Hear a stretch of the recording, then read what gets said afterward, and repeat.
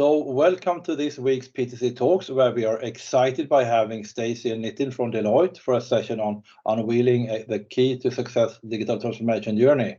But first, just a very quick introduction by me. So my name is Torbjörn Pettersson, and I'm the Alliance Manager for PTC in the Nordics. And we are running these webinars on Fridays every week, where we invite customers and partners for some inspiration on digital transformation to see what is possible and how to make things happen. And all the past webinars have also been recorded and are to be found on the registration site. And the agenda for today is first a very quick by me, and then Stacy and Nitin will run the show by introducing themselves, touch base on a few challenges, how to address these, and then explain some of the business outcomes. At the end, we're also having a Q&A session, so please keep your questions to the end. You may also put them in the chat, and we will pick them up during the Q&A. So now over to the next slide, Stacy or Nitin. Thank you. So PTC is a global software company with a headquarters in Boston, and we provide market-leading solutions on IoT, augmented reality, PLM, SLM, ALM, and CAD through the digital thread to help our companies to accelerate their digital transformation. Now over to you, Stacy and Nitin. Show is yours. Thank you very much. And firstly, thank you very much for having us on today. Really looking forward to speaking about what Deloitte do in this space. So quickly before introductions, a bit of an agenda for today. So first of all, we'll kind of go through introductions, Nitin and myself. I will then take us through a bit of a company overview in terms of who we are, Deloitte as a company and what we do. I'll then hand over to Nitin, who will take us through what we see as a typical digital transformation journey based around kind of product development and the PLM suite, and what we bring to our engagements and some of the lessons learned that we've had from our digital transformations along the way. And then I'll take over the end just to wrap up about our PTC or the PTC practice at Deloitte. Next slide, please, Nitin. So a little bit about myself, Stacey Dyer. I lead our product development practice here in the UK, based out of London in the UK, but also I lead it across what is known as North-South Europe in our organisation. I've been involved in all things product development PLM now for around 10 years, and previous to that I spent 15 years in the aerospace and defence industry, mainly working on Chinook helicopters and nuclear submarines. So and it was in my nuclear submarine journey that I started to get really involved with product lifecycle management and how we develop a product using product lifecycle management, and that has evolved throughout the years to things like digital twins, digital threads, and connected products, and all of those good stuff. Nitin, would you like to do a brief introduction? Sure. Good day, all. So Nitin Janani, I'm part of Stacey's team. I'm the senior manager within Deloitte. I come with tons of experience on implementing these solutions and look at it mostly from a delivery and enterprise architect point of view. So I'm an ex-PTC colleague. This is when it was Windchill 7, Windchill 8 at way back then. But over the last few years, I've been working with the industry as well as with various clients in the aerospace and defense industry, but look at it from a software and deployment point of view, and how do we, make theory to practice, and how do we bring things to come to life. Thanks, Nitin. So can we move on to the next slide? So I'm going to spend 30 seconds or less than that talking about who Deloitte are. Often Deloitte gets seen as a financial institute, and actually we're much more than that. And here it is kind of in its entirety. So exactly in terms of kind of what we do all types of technology. So right from data analytics, testing, quality, project delivery, and then actually into IT operations in engineering. We have alliances or partnerships with pretty much every major kind of supplier systems and software that you can see, and I will focus you a little bit to the bottom right hand corner here, where my team here, engineering, product design, and lifecycle management, you'll see they do to those eagle-eyed views, it doesn't look like a huge practice considered to some of the rest of the services and systems and suppliers that we work with, but it's a very niche market, and we definitely have a big foothold. We do a lot in this space around all types of implementation around product development, right from kind of requirements and what we design, what we call design, make, and operate. That's how we supply it. We basically layer it in throughout our supply chain through design, make, and operate. Just a very brief overview of who we are and what we do. The good bit about our business model as well is that, yes, we do have the financial side of our business, and we also have the consultancy side of our business. And actually what happens is that we then tend to really have a presence on most C-suites of sort of every Fortune 250 to 500 type of company. And that model works well. We will always have a presence at the C-suite on every kind of major organization in the world, I would say. I've struggled to not find an organization in my company where we don't have a presence. Globally, we employ around 350,000 people, and we are in one of the top 4 consultancy companies as well, with KPMG, PwC, and such likes alongside us.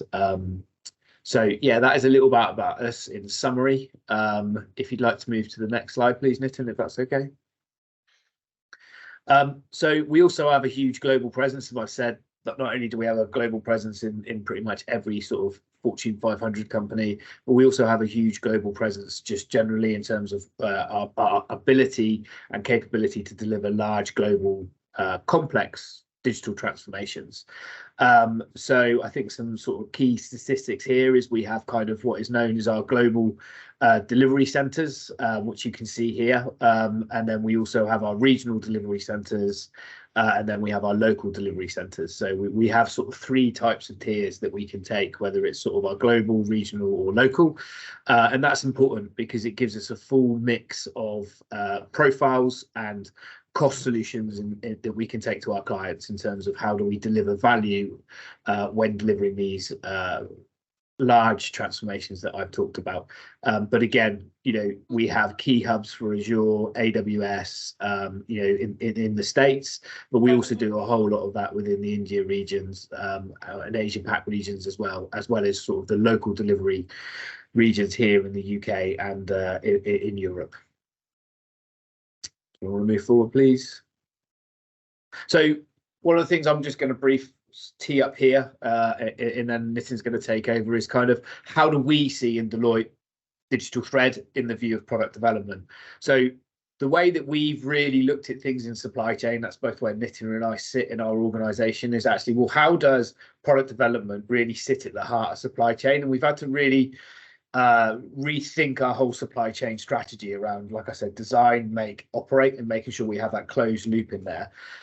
So, the digital thread and the digital core has obviously been at the heart of that. So we've been able to articulate how you tie your PLM system into your logistics systems, into your ERP systems, into your manufacturing execution systems, ultimately your procurement, your planning, and then whatever kind of asset maintenance, MRO, and even some customer management solutions as well. So we see the digital thread really at the core now of the supply chain.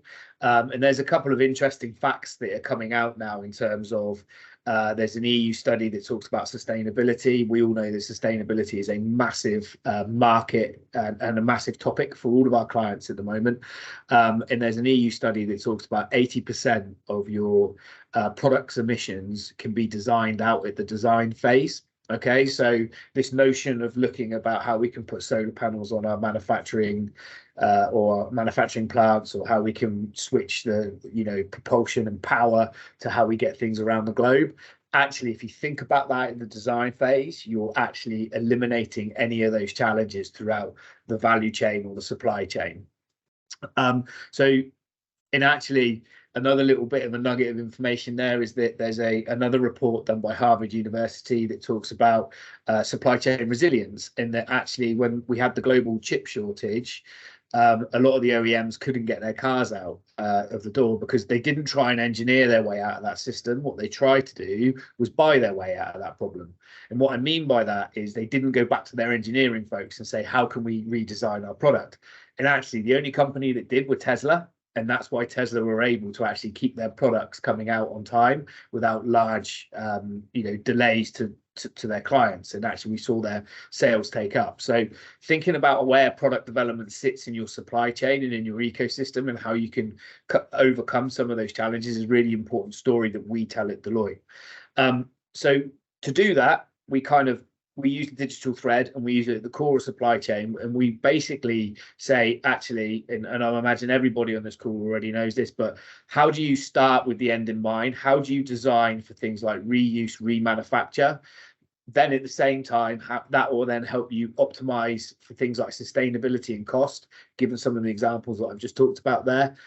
We also work with our clients about using agile product development at this point. Now, agile is a bit of a misdemeanor sometimes, and actually what we tend to work with our clients about is a hybrid product development approach, especially when you're having products that are becoming more complex and you're having that software, hardware, and connected integration. How do you use the right tool to deliver your product at the right time? And actually, it's a very, very volatile world out there at the moment with, resilience, cost, but also regulatory changes coming to our clients. So if we think about sustainability again, we think about things like carbon tax, the plastic tax, carbon levies, scope 3, scope 1, scope 2 reporting, all of those things. How do we make sure that the product information is set correctly at the start of your process to help our clients respond to all of that? And then ultimately, having a connected product is something that, we're seeing is a big thing in the market as well. And it's been a big thing for a while, but how we're helping our clients maximize where they can get a connected product to connect with the client, to get real-time feedback, but also how they can look to monetize and maybe switch to more as a subscription-based modeling. And again, I call Tesla out. Tesla are great at that. You pay £10 a month for your car. And actually that's how they're able to change the price point so quickly on their car when times economic challenges ahead of them, because they have a regular income and revenue coming from their product as well. If you think about Spotify, you think about Netflix, you think about all of those companies, the ability to have a model, sort of an as a subscription based model for commercial, but also be able to switch it on and off easily for your clients is exactly what they're looking at. And again, we talk about the digital thread and being able to make those decisions when thinking about designing your product. Okay. And we see that with things like, well, you've got to get your requirements defined early on. And I'm probably I'm preaching to a lot of converted people on this call, but actually get your requirements set. That allows you to go through your concept design, being able to do product testing. Again, something we're working with our clients about is how can you do virtual testing, but never, especially in the more regulated environments, not being able to reduce physical testing. I don't think that that's the key at the moment. I think the key is that you can get to physical testing knowing you're going to pass it first time by using virtual verification in tools such as your PTC tools and tools sets like you have.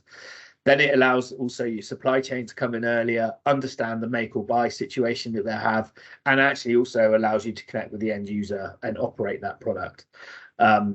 And what we're actually seeing with a lot of our clients through our transformations is that actually there's some real levers that they can pull here. And these are the things that Nitin will be talking about in a minute. But essentially what we're seeing is that, actually, if you think about reusing modularity at the start of this process, then actually you can get to about a good 40% saving of efficiency across your product lifecycle. That will also make you think about looking at rework and where there's churn. So I've talked about that virtual verification to back up that correct first time. Well, actually, if you get that right, we're seeing a reduction around 35% in efficiencies there. And actually looking at things like and bringing your supply chain in earlier and your commercial functions in earlier to allow you to do material availability, changing suppliers. What does that look like, especially when you think in the world of sustainability? How can you then think about how design for sustainability and how can you bring that in? Again, bringing those people in and those functions earlier are allowing 20% reduction, especially as you're getting to a bit more of a the cost resilience, supply chain resilience, those things, being able to make those decisions early. And then there are other bits that we see that give us around 5% efficiency savings around sort of making sure you've got the right resource models in place across your product development, and also things like your standard processes. There's a bit more sort of traditional product development around how do you do your change management, your requirements management, your bill of materials management, etc.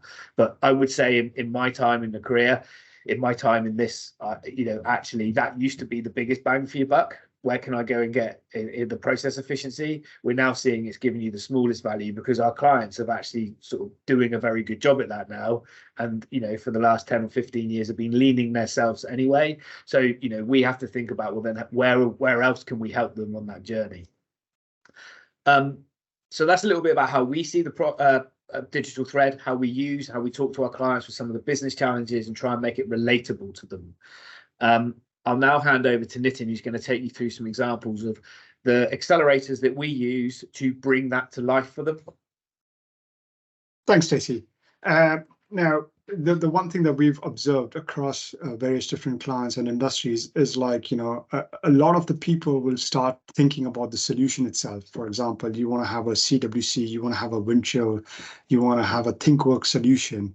Where we start to see a challenge or a problem is these things are IT driven. They're not really business driven. What we would like to do with, or what we have done with our clients, is think about it like, you know, what's your vision? Where are you trying to go? You know, how can you say that, you know, you are here and you want to go there? Like, what's the difference between the two? What's the opportunity? You know, what's your return on investment? What's your business case? And, you know, what's your roadmap? Now, this looks linear, but actually it's not. I will walk you through a couple of examples. Like, one of the clients came to us and said, there is an opportunity out here. Can you please help us to understand how can we be more sustainable, for example? And therefore it came to setting the vision and then thinking about how we implement. Or one of the clients came to us and said, we have these strategy papers, you know, how do you take that and go into the implementation plan? So as a lay of the land, a lot of us are going in and thinking about implementation and thinking about the technical solutions. However, what we would strongly encourage is think about the whole thing. Think about your vision. Where are you heading? And what kind of assessments do you want to do in order to get to that vision that you want to unlock? Having said that, within Deloitte, each of these things takes time, and it takes money. It takes business hours away. What we have done is we have come up with various different accelerators where we can use and call upon to reduce the amount of time and effort required from the business. As an example, if you look at the first step in vision settings, we had a client who came up to us with about 20 or 30 different discrete strategy papers, and they wanted us to write an overarching paper. And the strategy paper had a lot of buzzword and it had a lot of the latest technology stacks that they wanted to use. We brought it together in an overarching strategy paper and also gave a transformation steps of saying, like, look, we can divide the problem up in 5 different steps, or it could be 3 different steps, depending on what the problem is.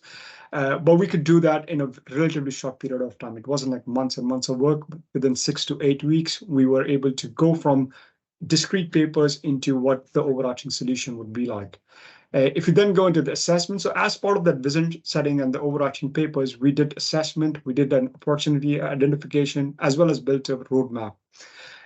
In terms of the assessments itself, we've got maturity assessment, the data flows, the process efficiencies, and organization change management. So there was a lot of things that we could bring into the picture, and we could say, all right, how do we go from where you are today to where you want to be tomorrow? And it was already templated. We had to go to the business, ask them questions, plot them out. So if you think about the time required from the business, it was no more than like an hour or 2 hours of workshops and talking to us as to where they are and where they want to be. We also go in and help our clients in order to select vendor, do greenhouse and labs, and also have areas of where we can see opportunities to improve. So if you have multiple options, or if you've got 10 or 20 options and you want to go in and say, which are my 2 options? What are my pros and cons? What is the strengths, etc.? We could do that very quickly with our accelerators. Business case and roadmaps. I guess business case is one of the most important things because it highlights the return on investment. There's an interesting challenge or questions that come up of saying these are very expensive solutions. There's a lot of upfront cost. Like, you know, how do we reduce the cost and how do we make sure that, you know, we can get the return very quickly? So that's where your business case and roadmaps helps. And finally, it's about implementation and delivery.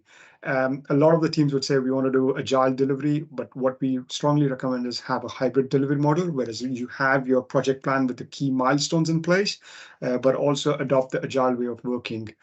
So across the board, what we are suggesting is like we can go in and we can help our clients accelerate whatever is the challenge that they're having and to get to a solution which they want to get to in a relatively short period of time.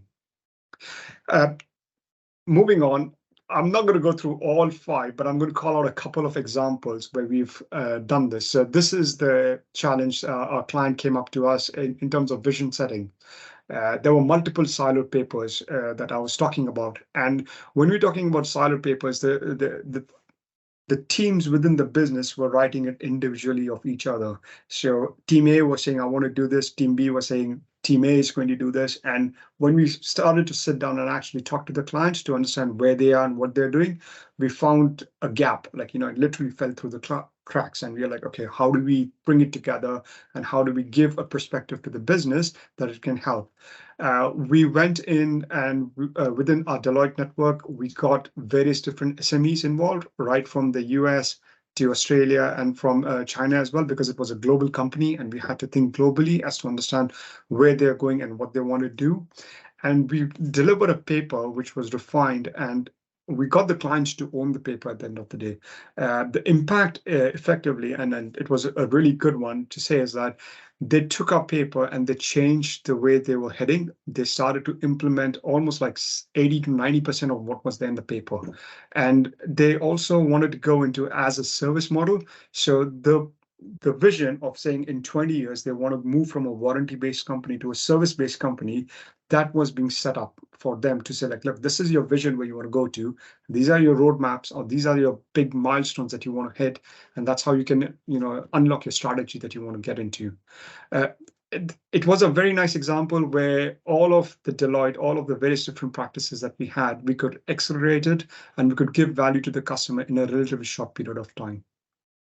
A second example, which I would like to talk about, is like in terms of opportunity identification. And Stacey was talking about sustainability, something which is coming up increasingly with our clients in terms of scope 3 emissions and CO2 emissions.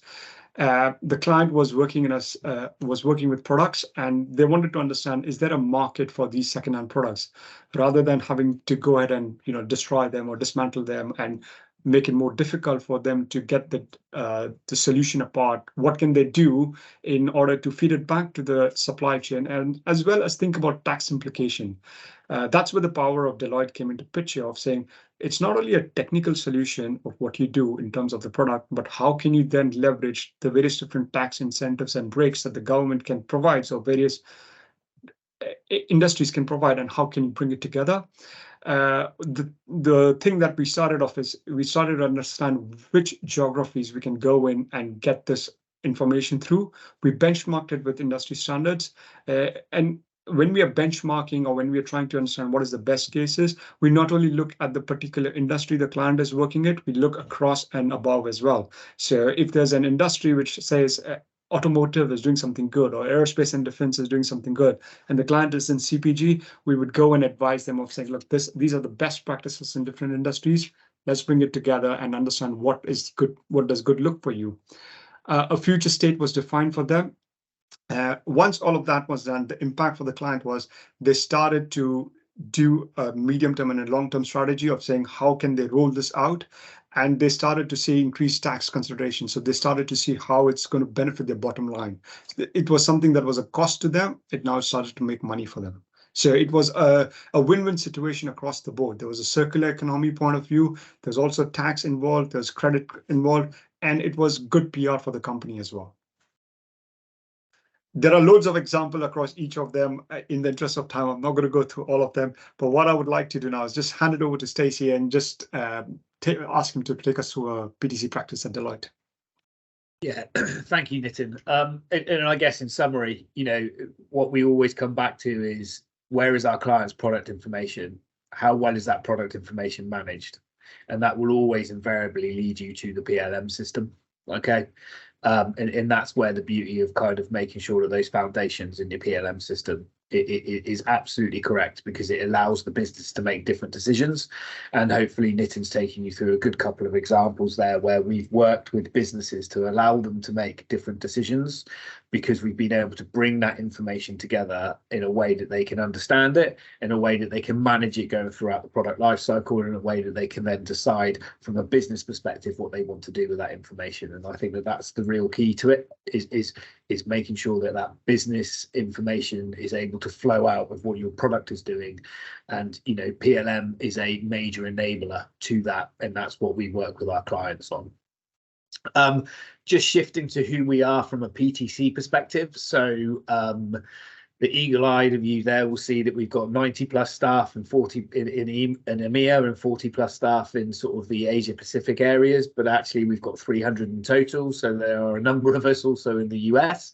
Like I've said, the US component of our product strategy lifecycle management team is the largest, and actually we have a major transformation work going on with you all over the world, but particularly in the US and in the UK as well. I won't sort of go too much into this, but yeah, we've done well over 120 digital transformations across all industries. As Nitin has alluded to, you know, one of the great things and one of the things that the client buys from us is our industry agnostic view, but also our industry insights that we can bring to the table that may not be visible to them when they're in their industry and being market leaders in their industry every day. And then that's sort of what we see as sort of our value added there.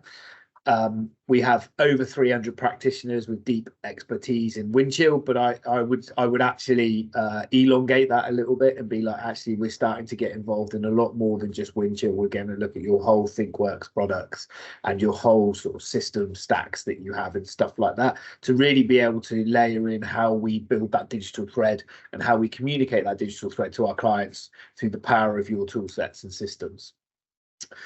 We are a tier 1 supplier of you from a global perspective, and generally we do see typical results of around 50 to 20% in development efficiencies, 8 to 20% in product costs, you know, and we see you know, better quality products coming from our clients by giving them and working with them on the insights and the processes that we have. With something we have is called Deloitte PLM, DPLM, and that is a preset, pre-configured set of processes across your product development lifecycle that we can then easily configure into something like wind chill, and actually we get to a solution quicker for our clients when we team together using our industry leading processes with your industry leading tool sets. It allows us to release something quicker and faster in a more efficient manner to our clients. I won't labor this slide anymore. I don't think that there's anything. I mean, we're going to give you our details anyway, so you're more than happy to reach out to us at any point. But Torben, I think I'll hand back over to you now for any questions that we may have. Yeah, thanks a lot, Stacey and Nitin, for a fantastic overview. So let's open up for a few questions here, and I had a few here already. So I think we had let me see here, Prara. I think we have one. Yeah, exactly. You're right. So just speak up and ask your question, Pratap. I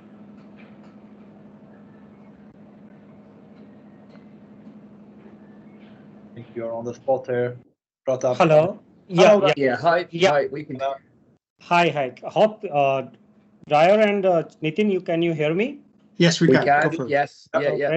Very nice session on this transformation, and thanks for giving a greater insight with the a provoking thought on how the pain area to be identified and act upon.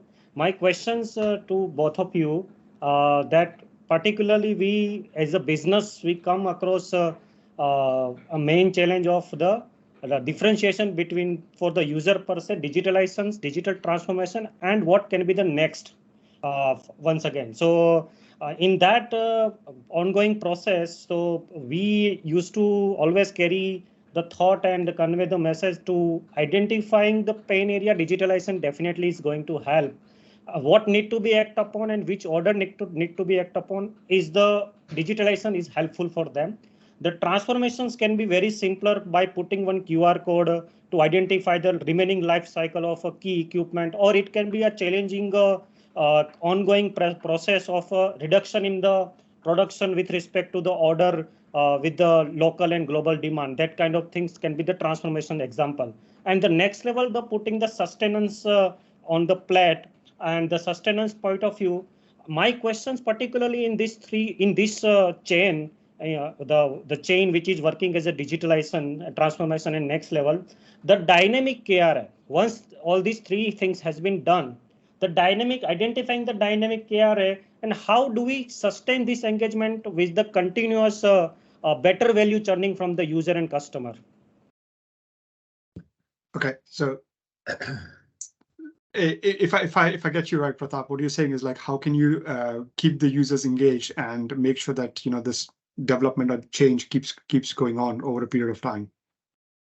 Yeah, and because at once the real time and the episodic and the interactive data identified, and that process is defined for this 3-layer digitalization, transformation, and the next sustenance either through twin and all that. But if we have come across the things that 6 months times, 1 year time, the KRA need to be updated, and the dynamic behavior comes into the picture. So that the dynamic behavior may not lead to, should not end up with the way which we have just initiated, or the way the value we achieved. We should have value enhancement with the better engagement, and to of this dynamic, this 3-layer can be again, yeah. Okay, Yeah, sure. yeah. Stacey, do you want to take this? Yeah, so we definitely work with our clients about making sure that when we release the product for them, it's a continuous improvement, and actually having a connected product. And what we're seeing with the use of things like AI coming into it, we can actually look about using generative design to improve the product to maybe some of the challenges that are in the market. So a good example of that would be sustainability, right? How can I make my product now a bit more sustainable when we can use generative design to come up with that solution? So we do offer that kind of thinking of like, well, how do you continue this, right? How do you make sure that so there's obviously your standard kind of, we need to keep the technology updated, we need to make sure that you're doing the right releases at the right time, all of those things. So you've got those capabilities available to you, but then we also go over to just the IT side of it, but how can you make sure that you're developing your product in a way that you actually want, that will meet your clients' expectations and probably your shareholders' expectations. Okay, so again, what used to be done a lot in the background, which was around those process efficiencies, how can we do things quicker, smarter, faster, is actually becoming a bit more visible now to how can we change our products to meet the market demands, and how can we show that we're doing that, and how can we use our product data to show it people and our shareholders that we're doing that in the technology. So whether it's a cost out, whether it's I need to design this for better quality or operations, or whether it's a market trend, something like sustainability, we work with our clients about how do we answer those questions for them. And again, it comes back to having your product information correct at the start and knowing what you're doing with it at the end of your journey as well. So hopefully I've answered your question. Partially. My point, actually, my point was, I think Nitin might can answer better. The dynamic situation, dynamic behavior. Once this 3 is aligned, the prediction of that dynamic is playing vital role, because as a any AI or ML engineer, he can tune the things based on one condition. But looking up the dynamic behavior and well thought of early in advance will give us the better predictions, and that's the real catch. So Pratap, yeah. let's get in touch with us offline. Let's have a chat. Happy to do that in detail. Thank you both of you. Thank you. Yeah. So I'm sorry to say, but time is unfortunately running out. So many thanks everyone for joining this session, and of course a very special thanks to you, Stacey and Nitin, for a fantastic overview. And I think, I mean, you also the contact details, I mean, for Nitin and Stacy at the end there. Maybe you could put them up again, so that, I mean, please reach out to Stacy and Nitin whenever you have any kind of, I mean, questions, and take on the discussions directly with them. So with that, I hope to see you back already also for the next week's PTC talks about the customer reference case with Sami, being a company in the defense industry, and talking a little bit about their digital transformation journey. So with that, stay tuned and have a fantastic weekend, everyone. Take care. Thank you, everyone.